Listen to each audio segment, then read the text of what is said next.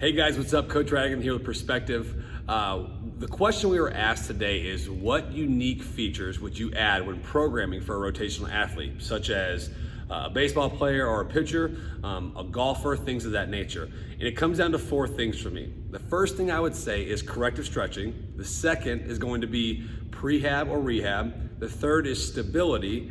And the fourth one is integration. And now I'm gonna explain each one.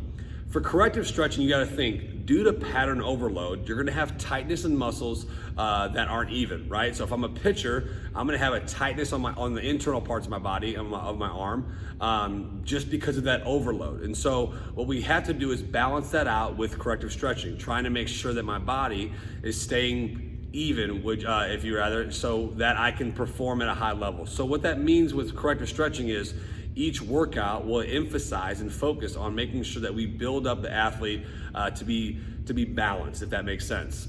The second part with prehab and rehab, think of it like this.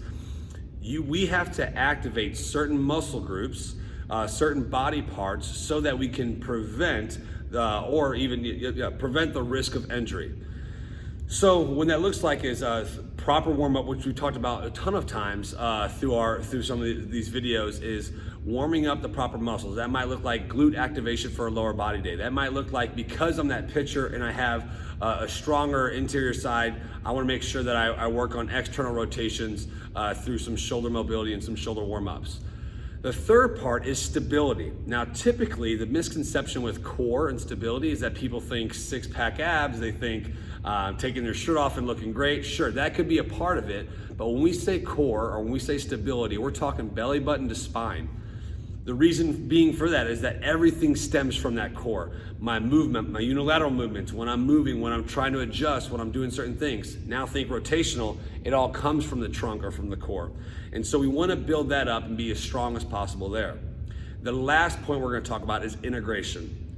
It would not make sense as a strength coach for me to train an athlete and not let it transfer over to their playing field, to the mound, to whatever their stage of performance is. So when we say integration, we want to train athletes on how to actually move. So think of a baseball player swinging a bat. It's not just an upper body movement. So why would we have them just do a movement where they're stationary upper body? So we're thinking integration. How do I now train an athlete to go from the floor, from their feet, up through their legs, through their trunk, into their upper body to implement power or to have a stronger power output? And so that's what it comes down to. When I have a rotational athlete, when I have someone coming in for training specifics, it goes back to those four things. Corrective stretching to make sure that we can kind of negate the pattern overload in their body.